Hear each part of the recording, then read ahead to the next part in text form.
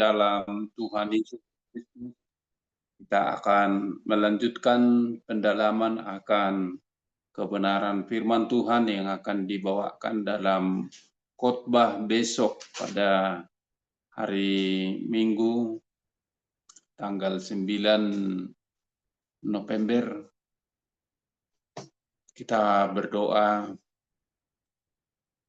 Bapa kami dalam Tuhan Yesus Kristus, kami mau mendalami kebenaran firman Tuhan yang akan disampaikan oleh para hamba-hamba Tuhan di tengah-tengah gerejamu untuk besok, yang membahas tentang kebangkitan dan kehidupan setelah kematian. Sesuatu yang pelajaran yang sangat sulit.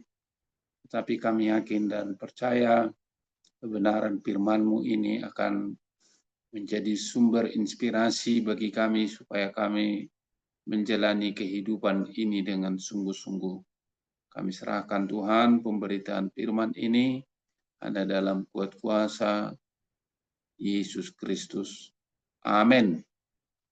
Saudara-saudari, mari kita baca firman Tuhan dari Injil Lukas 20 ayat yang ke-27 sampai 38. Firman Tuhan mengatakan seperti ini, pertanyaan orang Saduki tentang kebangkitan.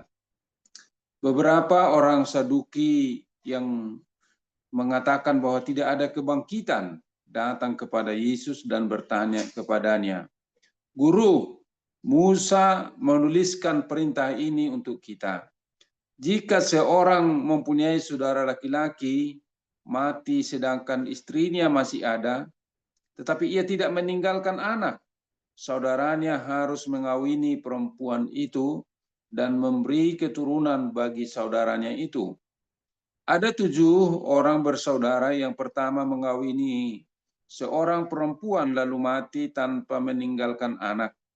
Lalu perempuan itu dikawini oleh yang kedua dan oleh yang ketiga, dan demikianlah berturut-turut oleh ke-7 saudara itu. Mereka semuanya mati tanpa meninggalkan anak. Akhirnya perempuan itu pun mati. Pada waktu kebangkitan di antara mereka, siapakah beristrikan perempuan itu? Sebab ke-7-nya telah beristrikan dia." Jawab Yesus kepada mereka, "Orang-orang dunia ini kawin dan dikawinkan, tetapi mereka yang dianggap layak untuk mendapat bagian dalam dunia yang lain itu dan dalam kebangkitan dari antara orang mati tidak kawin dan tidak dikawinkan. Mereka tidak dapat mati lagi sebab mereka sama seperti malaikat-malaikat dan mereka adalah anak-anak Allah karena mereka telah dibangkitkan. Tentang bangkitnya orang-orang mati, Musa telah memberitahukannya dalam cerita tentang Semak Duri, di mana ia menyebut Tuhan sebagai Allah Abraham, Allah Ishak, dan Allah Yakub. Ia bukanlah Allah orang mati, melainkan Allah orang hidup, sebab baginya semua orang hidup. Ia bukanlah Allah orang mati, melainkan Allah orang hidup, sebab baginya semua orang hidup." Saudara-saudara yang kekasih dalam Tuhan Yesus Kristus, bahwasannya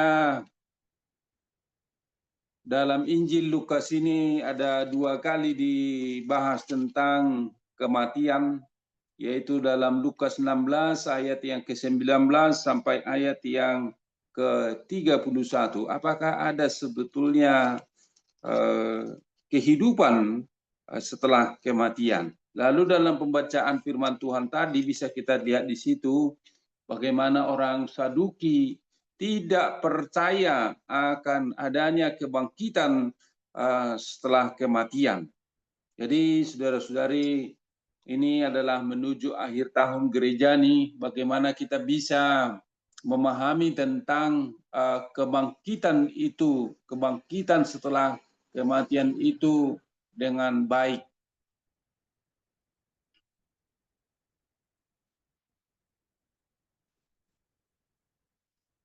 Jadi saya akan melakukan share screen, saudara-saudari, bahwasannya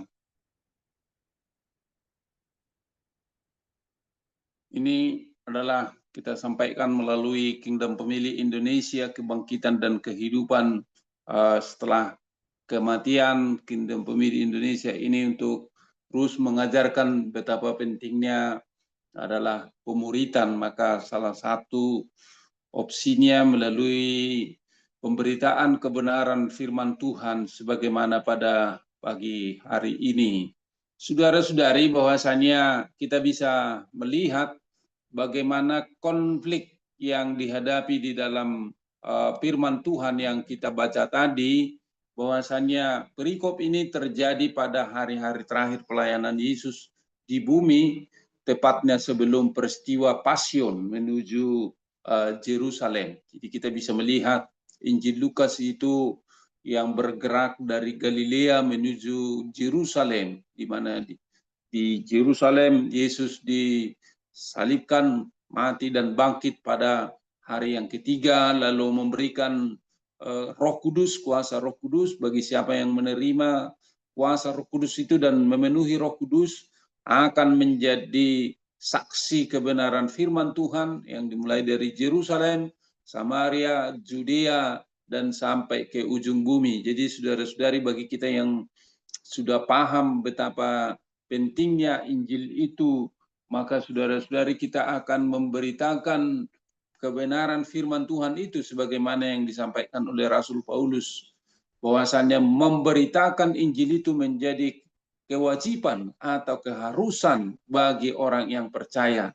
Celakalah aku kalau aku tidak memberitakan Injil, kata Rasul Paulus. Jadi ketika kita sudah sampai kepada pemahaman tentang Yesus Kristus itu sebagai juru selamat kita dan kita dimateraikan dan dipenuhi oleh Roh Kudus, maka kita akan menjadi saksi di tengah-tengah dunia ini. Ini saudara-saudari yang sangat penting bisa kita pahami, bahwasannya perikop ini terjadi pada hari-hari terakhir pelayanan Yesus di bumi, tepatnya sebelum Pasion.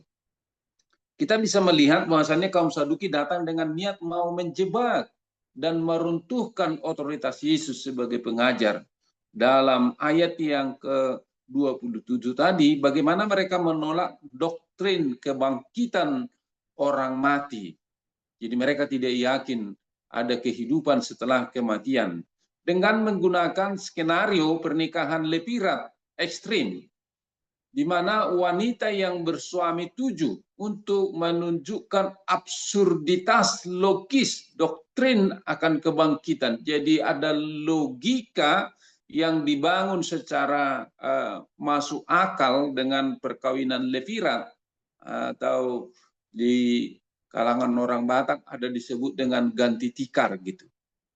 Jadi kita bisa melihat tadi di dalam pembacaan firman Tuhan itu bagaimana mereka sebetulnya dalam skenario itu mau menolak adanya kebangkitan setelah kematian. Jadi mereka menolak dengan membuat skenario bagaimana itu kalau seorang perempuan menikah dengan 7 laki-laki yang bersaudara, nanti siapa yang menjadi suaminya? Tapi bisa kita lihat saudara-saudari bagaimana konfrontasi antara otoritas ilahi dan otoritas manusia yang mencoba membatasi kebenaran Allah. Ini yang akan kita dalami dalam kebenaran firman Tuhan ini. Bagaimana Yesus yang punya otoritas menjawab pertanyaan Saduki ini. Saudara-saudari, bahwasannya pertanyaan Saduki tadi juga bisa menjadi pertanyaan kita sampai saat ini tentang kehidupan setelah kematian.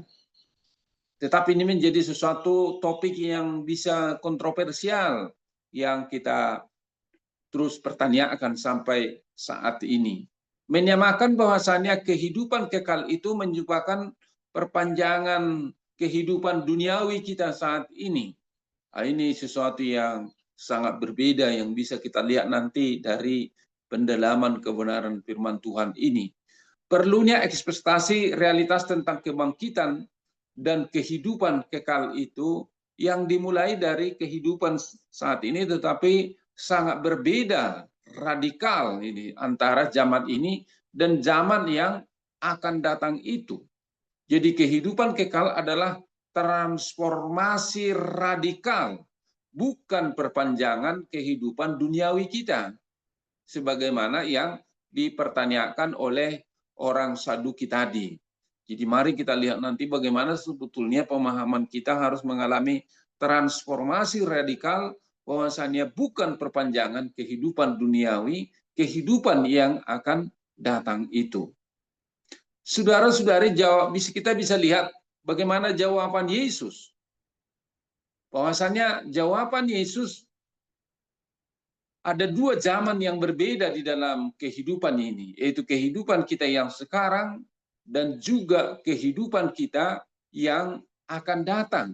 Kehidupan duniawi yang fana ini, zaman ini, hoi huyoi to aioneos, tutu. Jadi mau menunjukkan bahwasannya kehidupan kita yang sekarang ini adalah kehidupan duniawi yang fana gitu. Dan ada kehidupan zaman yang akan datang, yaitu kehidupan setelah kematian. Kehidupan setelah kita kebangkitan gitu, yang disebutkan dengan to aionos ekeinu. Jadi ini ada perbedaan yang sangat mendasar, perbedaan ontologis yang fundamental. Maksudnya di sini bukan hanya sekedar perbedaan waktu, tetapi ada perbedaan makna, ada perbedaan maksud dan tujuan begitu.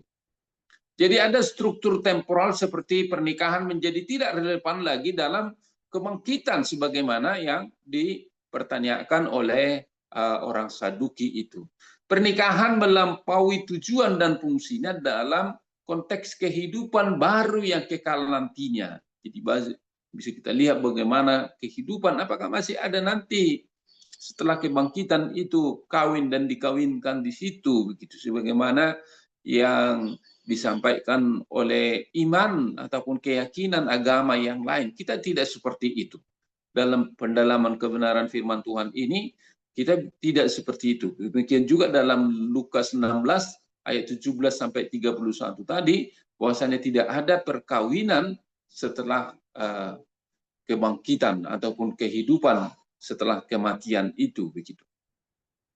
Jadi saudara-saudari, bahwasannya bukti kebangkitan dari Taurat Musa, bahwasannya Musa yang pernah melihat bahwa kehadiran Allah itu yang menyatakan, aku adalah aku di semak yang terbakar. Yesus menggunakan sumber otoritas tertinggi bagi kaum Saduki yang sangat memahami tentang Taurat Musa. Jadi kalau orang Taurat, ahli-ahli Taurat itu mereka mengakui kitab Nabi, tapi orang Saduki ini mereka lebih condong hanya kepada buku Taurat saja begitu. Itu Kejadian, Keluaran, Imamat, Bilangan, Ulangan. Tetapi kalau ahli Taurat, orang Farisi gitu, mereka masih mengakui kitab-kitab Tanakh ataupun kitab-kitab nabi-nabi dan kitab-kitab yang lain. Tapi kalau Saduki ini lebih mereka mengakui akan hanya Taurat saja. Jadi mereka tidak mengakui akan adanya kebangkitan orang mati. Lalu Yesus mengangkat Keluaran 3 ayat 6 itu. Akulah Allah Abraham, Allah Ishak dan Allah Yakub. Jadi argumen ini dia bukanlah Allah orang yang mati, melainkan Allah orang yang hidup. Itu sangat jelas tadi dalam ayat yang ke-38 itu. Jadi dalam menjawab argumen pertanyaan Saduki itu, Yesus juga mengutip Keluaran 3 ayat 6 itu. Penggunaan bentuk waktu sekarang adalah present tense untuk menunjukkan para patriarkat masih hidup, yaitu Abraham, Ishak, dan Yakub pada kehidupan pada masa akan datang itu. Jadi dia adalah bukan Allah orang mati, melainkan Allah orang hidup. Sebab bagi dia semua hidup. Ini sangat menarik ini. Pantas, gar, auto, jo, sin. Sebab dia bukan Allah orang mati, tetapi dia adalah Allah orang yang hidup. Ini menjadi satu kekuatan bagi kita, bagaimana kita untuk selalu berpikir positif, untuk selalu memikirkan akan kebaikan di dalam kehidupan ini, karena kita bukan mempercayai Allah orang yang mati, tetapi Allah orang yang hidup. Sifat Allah yang kekal dan hubungan perjanjiannya tidak pernah terputus oleh kematian. Ini juga bisa kita lihat di dalam Injil Yohanes. Akulah kebangkitan dan kehidupan, barang siapa yang percaya kepadaku, dia tidak akan mati, melainkan akan hidup selama-lamanya. Jadi sangat penting saudara-saudari kita tanamkan, dia bukanlah Allah orang mati. Allah yang kita sembah itu, tetapi adalah Allah yang hidup.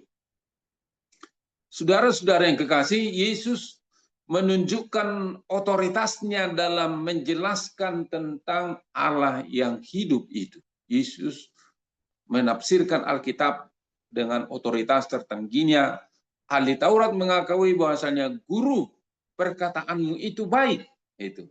Jadi para penentang tidak lagi berani menanyai Yesus. Yesus adalah Mesias yang memiliki otoritas ilahi yang menjelaskan tentang kebangkitan dan kehidupan setelah kematian itu. Dan juga bisa kita ketahui, kebangkitan Yesus menjadi jaminan dan bukti pertama dari kebangkitan semua orang yang percaya. Jadi itu menjadi suatu jaminan bagi kita bahwasannya ada kehidupan setelah kematian, yaitu kebangkitan Yesus. Saudara-saudara, bahwasannya bagaimana kita bisa melihat kebangkitan Yesus itu menjadi sesuatu yang diajarkan oleh Yesus itu menjadi sesuatu kebangkitan transformasi radikal sebagaimana yang kami katakan pertama tadi. Jadi saudara-saudari, bahwasanya mereka yang layak untuk mencapai kebangkitan tidak lagi menikah dan dinikahkan. Tidak ada lagi di situ. Fungsi duniawi seperti pernikahan menjadi tidak relevan dalam kehidupan baru yang kekal itu. Jadi ini yang sangat radikal gitu. Tujuan kehidupan baru itu melampaui semua ikatan duniawi. Tidak lagi terikat pada kebutuhan reproduksi dan eksistensi yang fana ini, yaitu untuk melanjutkan keturunan. Tapi saudara-saudari, persekutuan sempurna dengan Allah dan semua orang percaya melampaui pengalaman duniawi di situ gitu. Ini yang sangat radikal dan yang sangat berbeda antara kehidupan duniawi dan kehidupan setelah kebangkitan dan kehidupan setelah kematian itu. Jadi di sini kita harus hati-hati menjelaskan di tengah-tengah gereja kita bahwasanya kita berbeda dengan keyakinan agama yang lain untuk memahami kehidupan setelah kematian itu. Juga lebih tegas dikatakan di situ bahwasanya ada status keabadian dan ilahi. Mereka tidak dapat mati lagi. Hude gar apotanein eti dunantai. Jadi mereka sama dengan malaikat. Isageloi gar eisin. Jadi angeloi itu adalah malaikat-malaikat. Jadi status diubah dari anak-anak zaman ini menjadi anak-anak Allah dengan status keabadian. Sifatnya seperti malaikat, yaitu kehidupan yang kekal, tidak terikat kebutuhan fisik, tetapi dia bersekutu langsung dengan Allah dalam kehidupan yang kekal itu.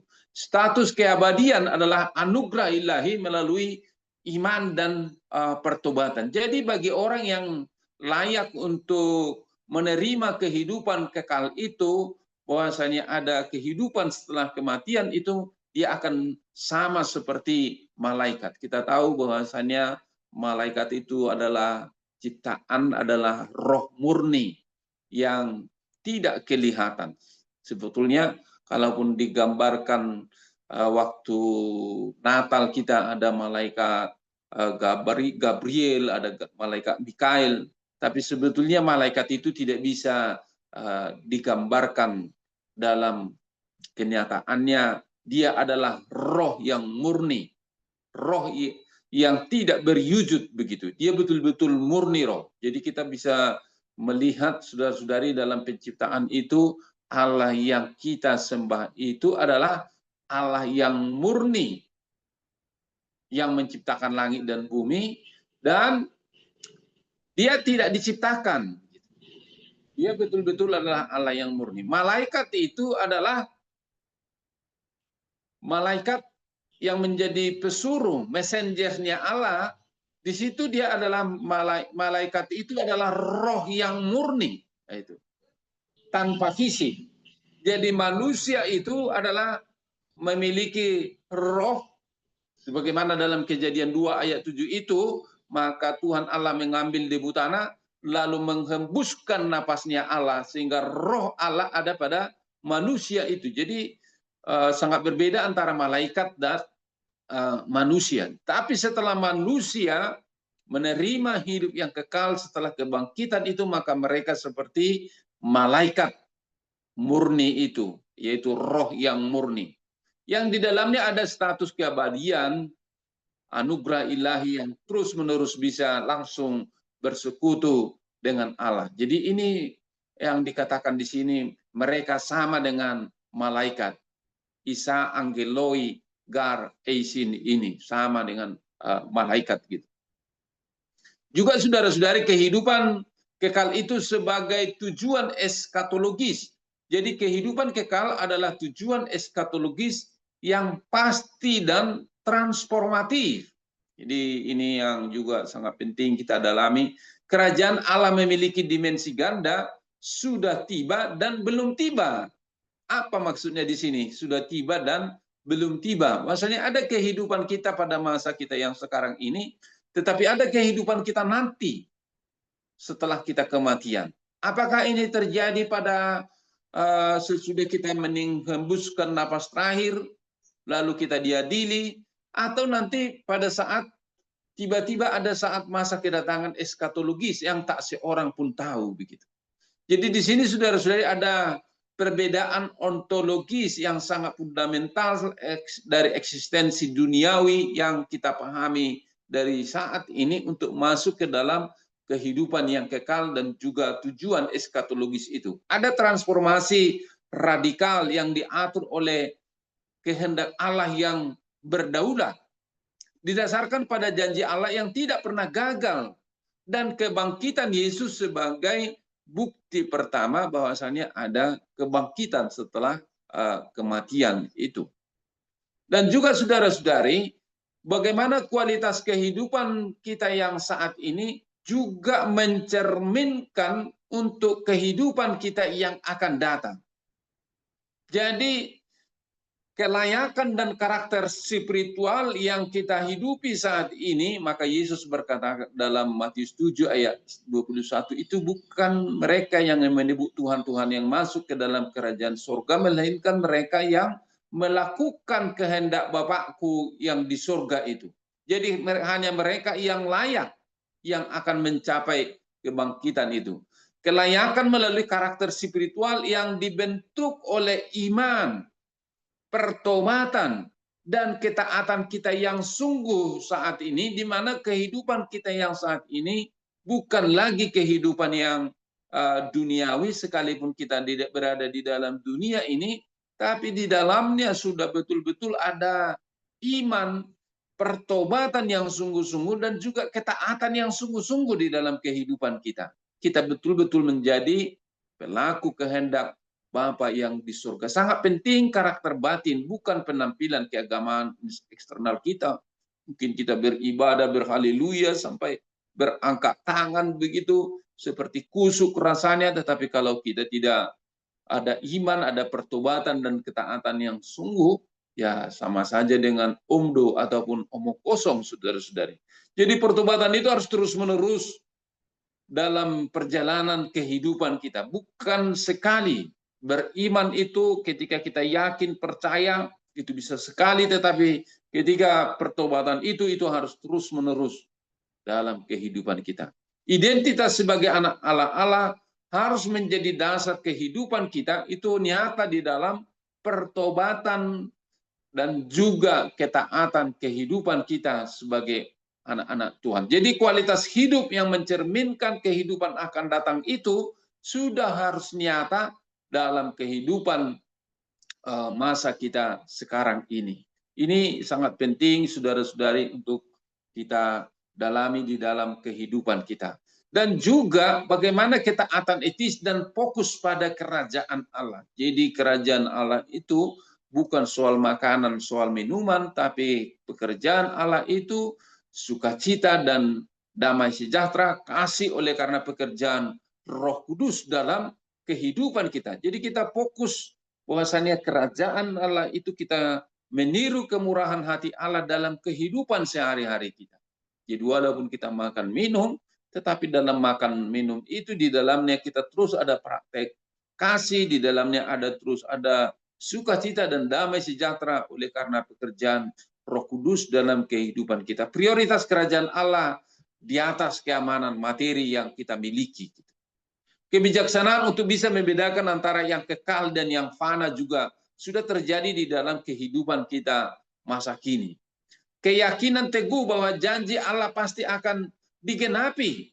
Hidup dengan perspektif yang benar menjadi tujuan akhir kita adalah kerajaan Allah. Jadi kewargaan kita yang sesungguhnya setelah kita menghembuskan napas kita yang terakhir sebagai anak Tuhan adalah sebagai warga kerajaan Allah. Ini menjadi suatu semangat dalam kehidupan kita pada masa kini, supaya di dalamnya ada iman, ada pertobatan, dan ketaatan yang sungguh dalam kehidupan kita.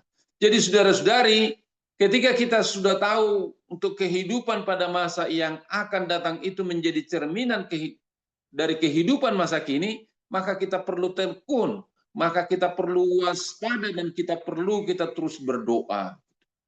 Jadi sangat menarik dalam percakapan pada pagi hari ini di Kingdom Pemilih Indonesia tentang keluarga. Di dalam keluarga itu butuh secara terus-menerus ada doa. Kewaspadaan doa terus-menerus sebagai kualitas hidup umat Tuhan. Dan bagian juga di Gereja Metodis Indonesia, kita bersyukur ada tim doanya yang terus-menerus harus berdoa siang dan malam. Supaya gereja itu bisa bertumbuh. Di dalamnya ada ketekunan, kewaspadaan, dan doa. Kesadaran akan realitas eskatologi dan kesiapan menghadapi kedatangan Tuhan sudah dimulai dari kehidupan kita pada masa kini. Ini maksudnya belum dan sudah itu. Doa menjaga kita agar tidak jatuh dari iman. Jadi penting doa itu. Ketekunan yang teguh dalam menghadapi penundaan kedatangan Tuhan. Jadi kita bisa, kalaupun ada istilah penundaan kedatangan Tuhan yang dibahas dalam Injil Lukas ini, untuk menunjukkan supaya kita semakin teguh dalam kehidupan ini. Berjuang untuk ditemukan layak di hadapan anak manusia melalui iman yang hidup, yang sungguh-sungguh dimulai dari masa kini. Saudara-saudari, bahwasanya ekspektasi realitas tentang kehidupan setelah kematian itu adalah sesuatu transformasi radikal, bukan perpanjangan. Tadi sudah kami jelaskan, kehidupan di masa depan adalah realitas yang berbeda secara kualitatif, tetapi juga bisa kita melihat kehidupan yang akan datang itu sudah dimulai dari kehidupan pada masa kini. Bukan sekedar versi yang ditingkatkan dari kehidupan duniawi ini, pemisahan radikal antara zaman ini dan zaman yang akan datang, struktural temporal, menjadi tidak relevan dalam kebangkitan itu. Karena kehidupan zaman ini berpikir bahwasanya Allah kawin dan dikawinkan, tetapi dalam kehidupan yang akan datang itu bahwasanya manusia menjadi sama seperti malaikat. Konsep ruang, konsep waktu, dan perubahan akan digantikan oleh realitas yang berbeda. Jadi ketika kita semakin tahu tentang kehidupan setelah kematian itu, maka dalam kehidupan ini sebetulnya kita semakin kita mau berdoa, betul-betul di dalamnya ada iman dan pertobatan dan ketaatan yang sungguh begitu. Jadi bagaimana ini untuk kita praktekkan sudah dan belum itu dalam kehidupan kita. Jadi maka di situ ada ketegangan yang sudah dan belum itu, yaitu kehidupan kita pada masa yang sekarang dan juga kehidupan kita setelah kematian itu. Kerajaan Allah sudah hadir melalui Yesus dan Roh Kudus tetapi belum tiba secara penuh. Jadi apa yang digambarkan dalam Lukas 16 itu antara Lazarus dan orang miskin itu untuk menunjukkan bahwasannya kerajaan Allah itu sudah hadir pada masa kini, tetapi belum tiba secara penuh gitu. Hidup dalam sukacita masa kini sambil memelihara harapan akan masa depan. Jadi kita percaya ada kehidupan setelah kematian. Kepastian kebangkitan harus membentuk cara kehidupan kita pada masa kini. Lewat apa? Kewaspadaan dan kesetiaan sebagai respon terhadap janji Allah dalam kehidupan kita. Jadi juga saudara-saudari, kehidupan pada masa akan datang itu merupakan suatu kepastian fisik sebagaimana yang disampaikan oleh Yesus di sini. Kematian fisik tidak memutuskan hubungan perjanjian dengan Allah. Para patriarkat tetap aktif hidup dalam pandangan Allah. Itu Abraham, Ishak dan Yakub tadi. Kehidupan abadi adalah kepastian bagi mereka yang percaya. Kehidupan kekal adalah transformasi yang membebaskan dari kematian dan korupsi. Kalau kita sering melakukan hal-hal yang jahat dalam kehidupan ini, kalau kita memahami tentang adanya kehidupan setelah kematian, kehidupan kekal itu, maka kita akan menjauh dari korupsi dan kita betul-betul bertobat, hidup secara berintegritas. Jadi kematian bukanlah akhir, melainkan awal dari kehidupan yang sejati dan kekal itu, bahwasanya kita akan menjadi sama seperti malaikat. Lalu bagaimana ini bisa kita praktekkan di dalam zaman kita yang sekarang ini? Yang pertama, saudara-saudari, kita harus selalu mencari kebenaran, mengejar pemahaman yang benar tentang Allah dan janji-janjinya. Ada banyak ajaran sesat juga yang menyampaikan tidak ada kehidupan setelah kematian itu. Itu kita harus berani mengoreksi kesalahan itu sebagaimana yang dilakukan Yesus kepada orang Saduki di dalam firman Tuhan ini. Memahami dimensi sudah dan belum dari kerajaan Allah itu, bahwasannya kita paham bahwasannya ada yang sudah terjadi kerajaan Allah itu pada masa kini, dan juga ada yang belum terjadi, yaitu kehidupan nanti. Menjadi warga kerajaan yang memahami identitasnya sudah dimulai dari kehidupan kita pada masa kini dengan hidup yang mencerminkan nilai-nilai karakter kerajaan Allah itu. Jadi di situ maksudnya sudah dan belum itu, sebagai anak-anak Tuhan kita harus yakin begitu. Dan juga saudara-saudari menghayati dimensi sudah dan belum ini, bahwasanya kehidupan kita sudah dan belum itu, bahwasanya dalam kehidupan masa kini kita hidup di antara kepergian Yesus dan kedatangannya kembali. Jadi Yesus sudah pernah menjadi manusia, berinkarnasi, firman Allah menjadi manusia, tetapi suatu saat dia akan datang kembali. Maka di dalam zaman ini kita harus semakin menjalankan stewardship, artinya menata waktu yang Tuhan berikan ini. Kita yakin juga dengan talenta yang diberikan Tuhan bagi kita, kita pergunakan sepenuhnya untuk menjadi kemuliaan bagi Tuhan, bukan menjadi kemuliaan bagi duniawi ini. Harta yang diberikan Tuhan, tidak salah kita punya harta, tetapi harus lebih kuat adalah harta surgawi. Karena di mana hartamu berada, maka disitulah hatimu berada. Harta kita yang sesungguhnya adalah harta surgawi. Ini adalah menjadi suatu semangat bagi kita untuk peluang melayani Tuhan, mempersiapkan diri untuk kehidupan akan datang itu. Sudah dan belum itu menjadi perspektif yang benar bagi kita. Fokus pada etika dan kesetiaan sebagai persiapan kita gitu. Maka setiap hari adalah menjadi suatu kesempatan kita untuk bisa bertumbuh, untuk bisa melayani dan mempersiapkan diri, bahwasanya kehidupan kita yang sudah menerima kerajaan Allah itu pada masa kini, kita betul-betul mau melakukan kehendak Allah dalam kehidupan kita yang walaupun banyak tantangan, banyak kesulitan, banyak hambatan, tapi kita sudah tahu bahwasanya kita adalah orang-orang yang menjadi warga kerajaan Allah, warga surgawi. Bahwasanya kehidupan kita harus bertumbuh, melayani, dan mempersiapkan diri untuk kehidupan kita pada masa yang akan datang itu. Jadi saudara-saudara yang kekasih, mari kita menjadi saksi transformasi setelah kita ketahui kehidupan masa yang akan datang itu melalui kualitas kehidupan masa kini gitu. Jadi apa maksudnya radikal tadi? Ya tidak seperti ada di situ kawin, mengawinkan tidak lagi gitu, tapi di situ betul-betul bersekutu hanya dengan Allah saja. Tapi apa yang menjadi kehidupan kita pada masa kini itu juga bisa berdampak pada kehidupan pada masa akan datang itu lewat karakter kehidupan kita, lewat kerajaan Allah itu sudah dinyatakan pada masa kini. Betul-betul ada kasih, sukacita, damai sejahtera ataupun buah-buah roh itu terjadi di dalam kehidupan kita. Kita tahu ketika mau menghasilkan buah itu butuh proses.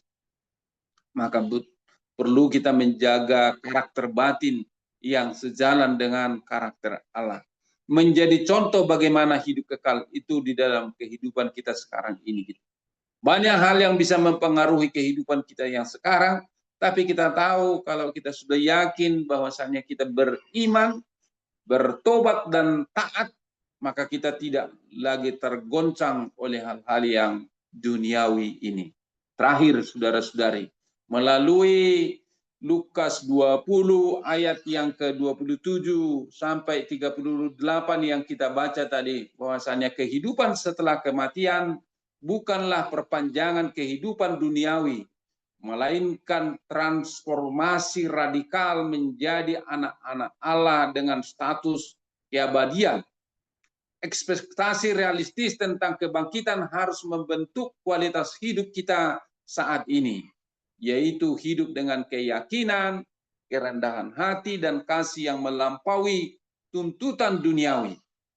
Sebagai anak-anak Allah kita dipanggil untuk hidup dengan perspektif keabadian, menjaga karakter batin yang sejalan dengan karakter Allah, dan bertekun dalam kesetiaan hingga mencapai status keabadian sebagai anak-anak kebangkitan. Jadi kita tahu bahwasanya yang radikal maksudnya tadi tidak ada kawin yang mengawinkan lagi di situ, tetapi kualitas kehidupan kita saat ini juga adalah juga menjamin kita untuk kepastian pada masa yang akan datang itu.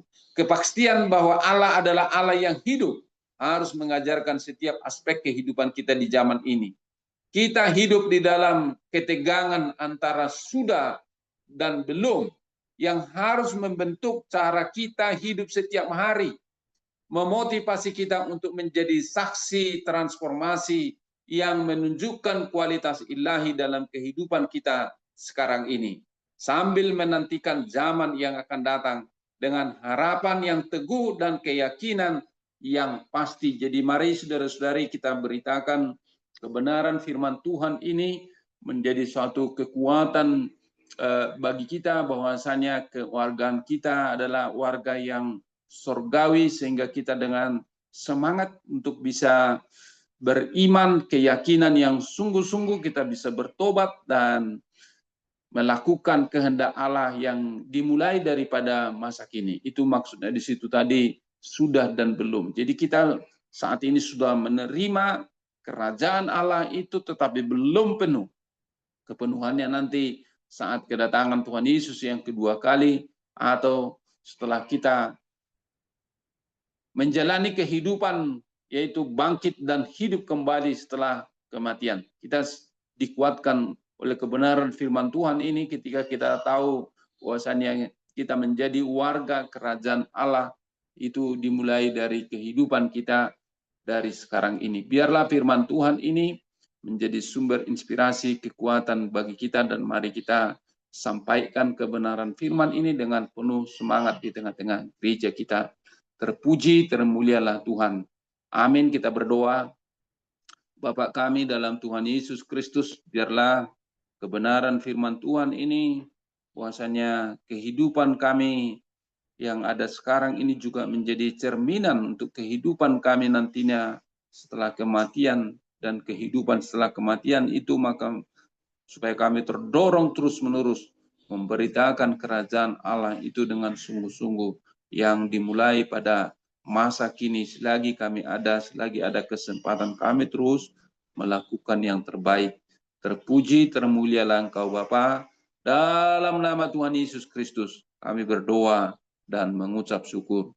Amin.